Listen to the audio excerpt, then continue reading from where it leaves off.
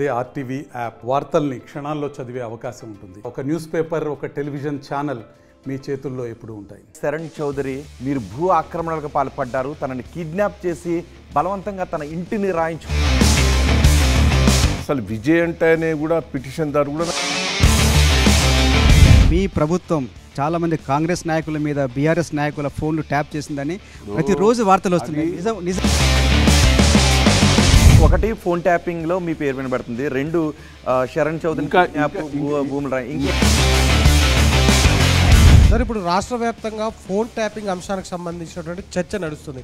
నిజంగా మీరు phone tapping మాకేమైనా సంబంధం ఉంటుందా? ఆ పర్వతగిరి అన్నప్పుడు నాకు కులం కలిపి మీ బంధువుకో ఫ్రెండ్కో ఆస్తిని అక్రమంగా రాయించి పెట్టారు, తనని కిడ్నాప్ చేసి. శరణ్ చౌదరి ఒక నిమిషం అండి,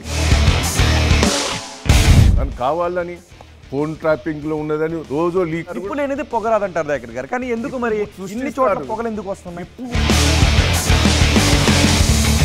పార్టీ నాయకులకు పార్టీ మీద నమ్మకం ఎందుకు పోయింది? ఈ పార్టీలో ఉంటే పార్టీ నాయక కార్యకర్తలు లీడర్లు పోయేటోళ్ళంతా కూడా ఏదోన్న ప్రస్తుతం ఎమ్మెల్యేగా ఉన్నటువంటి యశస్విని రెడ్డి అత్త ఝాన్సీ రెడ్డి కూడా ఎర్రబెల్లి దయాకర్ ఏం చెప్తుంది? నేను చెప్తే ఇంటలేరు, నా మీద పోటీ చేస్తాడు, నా మీదనే ఆరోపణ. బీఆర్ఎస్ నుంచి బయటికి వెళ్ళాలి అనే ఆలోచన మీ మదిలో?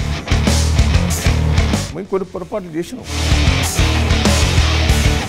టీఆర్ఎస్ మా పార్టీకి మారటం కూడా దెబ్బే. ఇప్పుడు టీఆర్ఎస్ అంటే తెలంగాణ అనేది, టీఆర్ఎస్ అంటే ఎవరు రాజ్యాంగం మారాలి అని గతంలో కేసీఆర్ అన్నారు, కానీ మీ పార్టీలోకి వచ్చిన ఆర్ఎస్ ప్రవీణ్ కుమార్ రాజ్యాంగాన్ని ఎలా మారుస్తారని క్వశ్చన్ చేస్తున్నారు.